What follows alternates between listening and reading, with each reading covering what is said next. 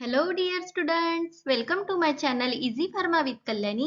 आज के हमारे इस वीडियो में हम देखने वाले हैं रेस्पिरेटरी सिस्टम, जो कि सब्जेक्ट में की है human anatomy and physiology and biology में भी जो है ये टॉपिक है। तो हम जो है इस वीडियो में इजी वे टू रिमेम्बर ये जो रेस्पिरेटरी सिस्टम है इजीली कैसे याद रख सकते हैं वो हम बताने वाले हैं। तो रेस्पिरेटरी सिस्टम क्या है? The human respiratory system is a biological system that push the air into the lung where gaseous exchange occur between exterior and the blood stream। तो ये जो रेस्पिरेटरी सिस्टम है ये बायोलॉजिकल सिस्टम है जिसमें जो है एयर लंग के अंदर डाली जाती है और वहाँ जो एयर का एक्सचेंज होता है, गैस का ऑक्सीजन अंदर चला जाता है और कार्बन डाइऑक्साइड जो है वो बाहर चली जाती है, तो वो होती है रेस्पिरेटरी सिस्टम में। तो रेस्पिरेशन जो प्रोसेस है वो रेस्पिरेटरी सिस्टम में होती है। तो रेस्पिरेशन क्या है? तो respiration is the process by which oxygen is given in and carbon dioxide is given out. Respiration ऐसी प्रोसेस है जिसमें ऑक्सीजन हम अंदर लेते हैं और कार्बन डाइऑक्साइड को जो है हम बाहर फेंक देते हैं। या फिर दूसरी डेफिनेशन भी है, जैसे कि respiration is the movement of oxygen from outside environment to the cell within the tissue and the transport of carbon dioxide in the opposite direction. Same meaning जो है सेम होता है। रेस्पिरेशन एक ऐसी प्रोसेस है जिसमें oxygen का movement होता है from outside environment to the cell tissue के अंदर and transport oxygen carbon dioxide का ट्रांसपोर्ट होता है अपोजिट डायरेक्शन, यानी ऑक्सीजन अंदर जाएगा तो कार्बन डाइऑक्साइड जो है वो बाहर जाएगा। तो ये है हमारी रेस्पिरेटरी सिस्टम। तो नॉर्मल रेस्पिरेटरी रेट भी दिए गए हैं यहाँ। डिफरेंट एज पर्सन के डिफरेंट रेस्पिरेटरी रेट होता है। जैसे कि प्री मेच्योर बेबी होते हैं उनका 40 टू 70 ब्रीथ पर मिनट, यानी 40 टू 70 टाइम्स वो पर मिनट ब्रीथ करते हैं। जो 0 to 3 मंथ्स के बेबी होते हैं उनका रेस्पिरेटरी रेट है 35 to 55 breath per minute. 3 to 6 month वाले जो चिल्ड्रंस होते हैं उनका जो रेस्पिरेटरी रेट है वो 30 to 45 breath per minute. 6 to 12 month वाले बच्चों का जो रेट होता है वो 25 to 40 breath per minute. 1 to 3 years children 20 to 30 breath per minute, and 3 to 6 years of children having a respiratory rate 20 to 25 breath per minute। और जो 12 years से ज्यादा होते हैं एडल्ट वगैरह सब, तो वो उनका जो रेस्पिरेटरी रेट होता है वो 16 टू 20 ब्रीथ पर मिनट। तो ये जो है नॉर्मल रेस्पिरेटरी रेट है फॉर द एडल्ट, तो ये भी आपको याद रखना है। उसके बाद में है parts of the respiratory system. तो देखिए कौन कौन से पार्ट्स आते हैं हमारे रेस्पिरेटरी सिस्टम में। नसल कैविटी, फेरिंग्स जिसे थ्रोट बोला जाता है, लैरिंग्स जिसे हम वॉइस बॉक्स बोलते हैं, trachea that is wind pipe, bronchi जिसमें आते हैं हमारे airways branching from trachea and leading to smaller bronchioles, और लास्ट में होता है हमारा लंग ऑर्गन। तो ये सभी जो है वो है parts of the respiratory system.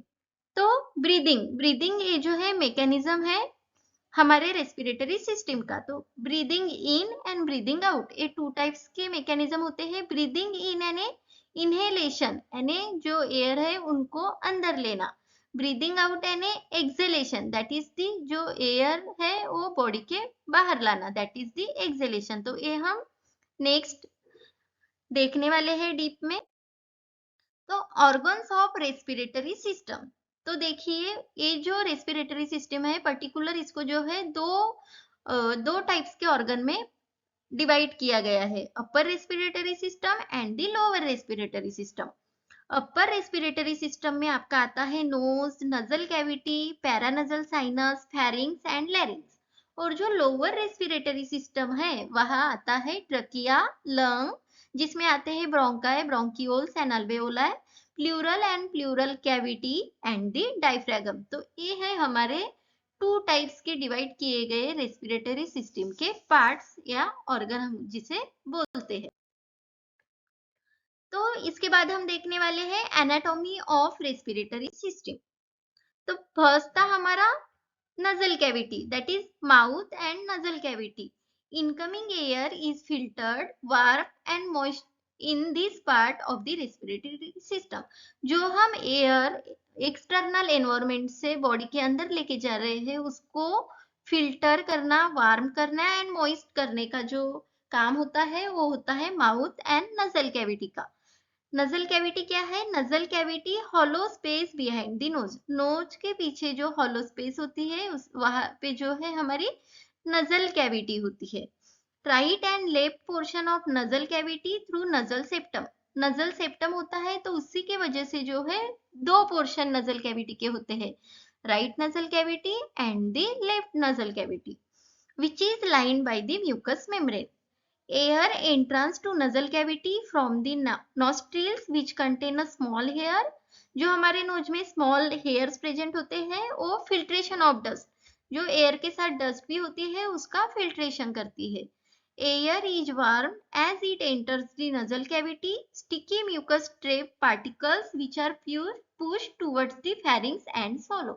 तो ये जो एयर है उसको फिल्टर किया जाता है नजल कैविटी में एंड जो फिल्टर की गई हवा है वो जो है वो फेरिंग्स के तरफ भेजी जाती है and swallow।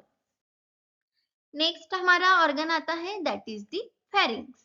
The pharynx is located posterior to the larynx. तो यहाँ आप लोकेशन देख सकते हैं तो ये पोस्टेरियर लोकेट होती है लैरिंग्स के। तो आप इस डायग्राम में देख सकते हैं कि हमारा फेरिंग्स जो है किस पार्ट में प्रेजेंट होता है। ये देखिए लैरिंग्स के एकदम पोस्टेरियर में जो है हमारी फेरिंग्स प्रेजेंट होती है।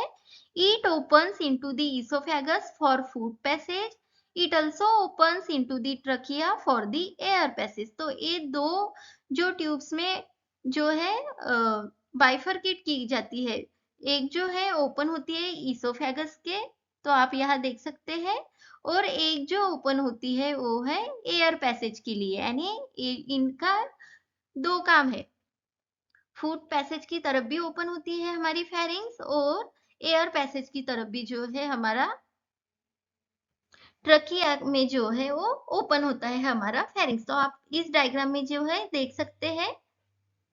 उसके बाद ये देखिए ये हमारा है फेरिंग्स, यहाँ पे इसोफेगस यहाँ ओपन हो गया एक एंड, और दूसरा एंड जो है वो ट्रकिया की तरफ ओपन होता है। इस फेरिंग्स का मेन रोल क्या है? It adds in producing the sounds for speech. तो ये जो है साउंड प्रोड्यूस करता है।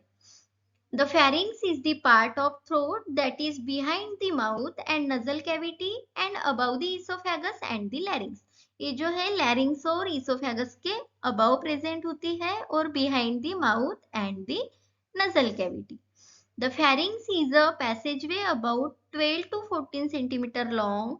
ये जो है 12 टू 14 सेंटीमीटर लॉन्ग होता है इसका dimension. Extends from the base of the skull to the level of the 6th cervical vertebra. तो 6th सर्विकल वर्टिब्रा तक, जो स्कल से 6th सर्विकल जो वर्टिब्रा है वहां तक की लेंथ है हमारी फेरिंग्स की, that is the 12 to 14 centimetre long. तो फेरिंग्स के पार्ट्स भी हैं। The pharynx divided into the three parts, that is nasopharynx, oropharynx and laryngopharynx. तो नासोफेरिंग्स जो है वो लोकेटेड होते हैं behind the nose, contain opening of eustachian tube. Next जो ओरोफेरिंग्स है वो लोकेट होती है बिहाइंड द ओरल कैविटी। यहाँ देखिए नासो है तो नजल कैविटी, ओरो है तो oral cavity contain the tonsils, and laryngopharynx जो लैरिंग्स के बिहाइंड प्रेजेंट होती है, नामों में ही है, जैसे कि नासो है तो नोज, ओरो है तो ओरल और लैरिंगो है तो लैरिंग्स। तो इस तरह से भी आपको जो है ये थ्री रीजन याद रख। लैरिंग्स, it connects the lower section of pharynx with the trachea. तो आप डायग्राम में देख सकते हैं ये है हमारा पर्पल कलर का लैरिंग्स जो फेरिंग्स और ट्रकिया को जो है कनेक्ट करता है। The larynx also help to warm and moisten incoming air। जो incoming air नॉस्ट्रिल से इनटेक की गई है उसको वार्म एंड मॉइस्टन का काम जो है वो करता है लैरिंग्स का। The larynx is cartilaginous chamber about 4 centimetre long. तो अगर इसका डायमेंशन देखा जाए तो 4 सेंटीमीटर लॉन्ग होता है। Its primary function is to keep food and drink out of the airway, but it evolved the additional role of the sound production, that is the phonation, in many animals. Hence, we think of it as the voice box. तो main role जो है लैरिंग्स का ये है कि airway में जो है ड्रिंक और फूड को आने नहीं देता है, यानी प्रिवेंट करके रखता है। और एडिशनल रोल ये है कि ये साउंड प्रोडक्शन करता है, जिसे हम फोनेशन बोलते हैं इन मेनी एनिमल्स। इसीलिए जो है हम लैरिंग्स को जो है वॉइस बॉक्स बोलते हैं। तो इसमें जो है टू टाइप्स के फोल्ड्स भी प्रेजेंट होती है, यहाँ आप देख सकते हैं डायग्राम में, false vocal fold and the true vocal folds। जो फॉल्स vocal folds होते हैं वो साउंड प्रोड्यूस नहीं करते, लेकिन जो ट्रू vocal folds होते हैं वो साउंड को प्रोड्यूस करते हैं।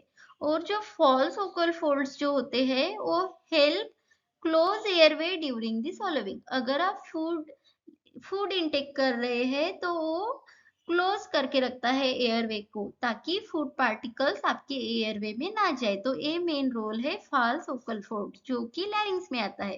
तो लैरिंग्स का मेन रोल यही है कि वो एयरवे में जो है फूड एंड ड्रिंक पार्टिकल्स को आने नहीं देते, एयरवे के जो बाहर ही रखते हैं, उसमें इंटरफेयर करने नहीं देते। तो ये था हमारा लैरिंग्स। नेक्स्ट हमारा है ट्रकिया। ये जो है इसे वाइन पाइप भी बोला जाता है। द ट्रकिया इसका डायमेंशन दिया गया है, वर्टिकल ट्यूब में इनका जो है वो स्ट्रक्चर होता है of 2.5 centimeter in diameter and 10 centimeter in length and it made up of hyaline cartilage। तो आप डायग्राम में देख सकते हैं ट्रकिया ये वर्टिकल ट्यूब होती है जिसकी डायमीटर होती है 2.5 सेंटीमीटर एंड लेंथ होती है 10 सेंटीमीटर। तो डिफरेंट बॉडी शेप से जो है इनका डायमेंशन डिफरेंट होता है। तो एंड ये जो है हाईलाइन कार्टिलेज से बना हुआ है। तो इनका अगर क्रॉस सेक्शनल व्यू देखा जाए तो इस तरह का होता है, यानी सी टाइप हाईलाइन कार्टिलेज जो है यहाँ प्रेजेंट होते हैं। ये जो है it conducts the air from larynx to the bronchi. Larynx से लेकर ब्रोंकाई तक जो एयर है उसे कंडक्ट करने का काम होता है ट्रकिया का, इसीलिए इसे जो है हम वाइंड पाइप बोलते हैं। तो इपिग्लोटिस क्या है? Flap like structure above the trachea. Trachea के ऊपर जो है फ्लैप लाइक स्ट्रक्चर प्रेजेंट होता है जो allow the air to enter the larynx. तो लैरिंग्स से जो एयर को अलाउ करता है। During the swallowing it presses downward and prevent the food from entering air passage। तो यहाँ पे जो है यानी एक ऐसा स्ट्रक्चर होता है, वो खुलता है बंद होता है, खुलता है और बंद होता है। जब आप फूड ले रहे हैं तो वो बंद हो जाएगा, यानी जो एयर है, यानी जो फूड है वो वहां एयरवे में नहीं आएगी। तो इसका जो मेन रोल है दैट इज इपिग्लोटिस का, वो है कि वो फूड पार्टिकल्स को हमारे वाइन पाइप पे आने नहीं देता। तो ट्रकिया को वाइन पाइप बोला जाता है। ये फ्लेक्सिबल सिलेंडर है, extend downwards in front of oesophagus that is tube from mouth to stomach and it contain 20 C shape piece of hyaline cartilage that prevent the trachea from collapsing. तो trachea को collapsing से बचाता है हमारे क्या, तो Highline cartilage जो 20 C shape के piece of hyaline cartilage present होते हैं जो प्रिवेंट करते हैं ट्रकिया को फ्रॉम कोलैप्सिंग। तो ये मेन रोल है हमारे ट्रकिया का। तो मेन जो है लैरिंग से लेकर ब्रोंकाई तक का एयर पासिंग का जो वर्क होता है वो होता है ट्रकिया का। नेक्स्ट है bronchi and bronchioles. The trachea divides into the right and left bronchi. तो हमको दो ब्रोंकाई होती है, left and the right. It made up from complete ring of cartilage, यानी ये जो है कार्टिलेज के रिंग से बनाई हुई होते हैं। The bronchi further divides to give rise to bronchioles which do not have cartilage line by cuboidal epithelium। तो ये जो है हमारे ब्रोंकाई कार्टिलेज से बने होते हैं एंड जो ब्रोंकाई है फर्दर डिवाइडेड होते हैं ब्रोंक्यूल्स में। आप यहाँ देख सकते हैं डायग्राम में, ये जो फर्दर डिवाइडेड हुए गए हैं ब्रोंक्यूल्स में, तो जिसमें कार्टिलेज प्रेजेंट नहीं होता। The bronchioles are division of bronchi and are finest branch of bronchi which terminate in circular sac called the alveoli। तो हमारे जो ब्रोंकाई होते हैं वो फर्दर डिवाइड होते हैं ब्रोंक्यूल्स में, और जिन ब्रोंक्यूल्स का जो टर्मिनेशन पॉइंट होता है दैट इज दी अल्वेओलाई। तो आप जो है डायग्राम में देख सकते हैं, ये है ब्रोंकाई। फर्दर डिवाइड, ये जो बारीक बारीक लाइंस दिख रही है दैट इज दी ब्रोंक्यूल्स, और ब्रोंक्यूल्स का जहां एंड हो रहा है that is the alveoli. Bronchial tree consists of branches tube leading from trachea to alveoli। तो ये जो है ट्रकिया से लेकर अल्वेओलाई तक ये ब्रांचिंग होती है। और राइट ब्रोंकाई जो होती है वो शॉर्ट एंड वाइडर होती है देन दी लेफ्ट ब्रोंकाई। तो ये चीज भी आपको याद रखनी है, कभी कभार एग्जाम में भी पूछा जाता है कि which bronchi is short and wide. तो आपको पता होना चाहिए जो राइट ब्रोंकाई होता है which is a short and wider than the left bronchi. उसके बाद में है अल्वेओलाई। तो जो ब्रोंकियल्स थी उनका टर्मिनेट होता है, terminate in circular sac that is the alveoli. तो आप यहाँ देख सकते हैं ब्रोंकाई, ब्रोंक्यूल्स एंड उनका जो टर्मिनेट यहाँ झूम किया गया है दैट इज दी अल्वेओलाई। यहाँ पे जो है gases exchange occur in the alveoli of the lung through the diffusion. तो डिफ्यूजन प्रोसेस से जो है अल्वेओलाई में गैस एक्सचेंज का फंक्शन वहां होता है। The alveoli are surrounded by blood vessels और the that is the capillaries. तो यहाँ देखिए ये है हमारी air sac that is the alveoli. तो ये जो है सराउंडेड होती है बाय दी कैपिलरी जिसमें ब्लड फ्लो होता है। तो ब्लड वेसल्स और जिसे हम कैपिलरी भी बोल सकते हैं तो सराउंड होती है। This is where oxygen diffuse from air into the blood through wall of capillary. तो ऑक्सीजन जो है वो डिफ्यूज होता है। आप यहाँ से ऑक्सीजन ब्लड में आया और ब्लड का कार्बन डाइऑक्साइड जो है अल्वेओलाई में आके वो कार्बन डाइऑक्साइड माउथ से बाहर जाता है, दैट इज द प्रोसेस। तो this is where oxygen diffuse from air into the blood through wall of the capillary. तो कैपिलरी जो सराउंडेड है उसकी हेल्प से जो है ऑक्सीजन एंड कार्बन डाइऑक्साइड जो है एक्सचेंज होता है। Alveoli are the only site of gas exchange between atmosphere and the blood. तो ये अल्वेओलाई ओनली हमारी ऐसी साइट है जहां एक्सचेंज होता है atmosphere gas and blood. Alveoli are tiny air sacs clustered at the end of the bronchioles। तो जो हमने ब्रोंकाई का जो टर्मिनल पॉइंट होता है दैट इज एयर सैक जिसे हम अल्वेओलाई बोलते हैं। नेक्स्ट हमारा ऑर्गन है that is the lung. Lungs are spongy, expandable, a pair of respiratory organs situated in the thoracic cavity। तो हमारा जो लंग होता है thoracic cavity में प्रेजेंट होता है। Each यानी दो लंग होते हैं, right and the left lung, जो कि सेपरेटेड किए गए हैं मीडियास्टिनम से। Each lung is surrounded by a pleural cavity। जो हमारी लंग की कवरिंग होती है that is the pleural cavity which is form by the visceral and the parietal pleura.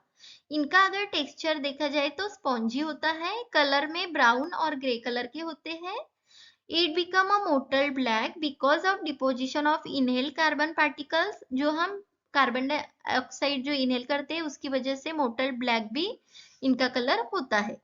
और अगर इनका वेट देखा जाए तो राइट लंग जो है 700 ग्राम का होता है और लेफ्ट लंग जो है वो 600 ग्राम का होता है, यानी राइट लंग जो है वो हेवी होता है देन दी लेफ्ट लंग।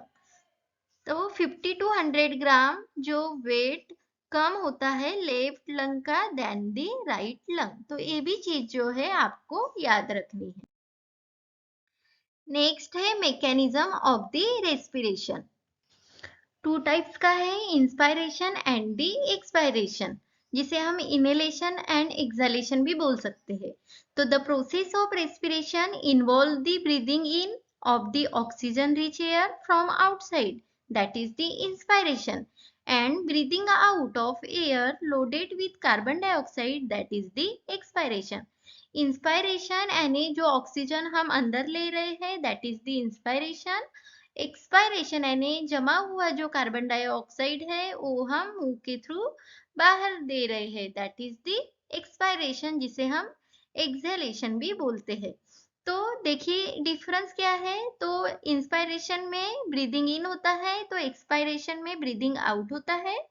ये जो इंस्पायरेशन है एक्टिव प्रोसेस है जिसमें एनर्जी रिक्वायर्ड होती है, और एक्सपायरेशन जो है that is the passive process जिसमें एनर्जी की रिक्वायर्ड नहीं होती।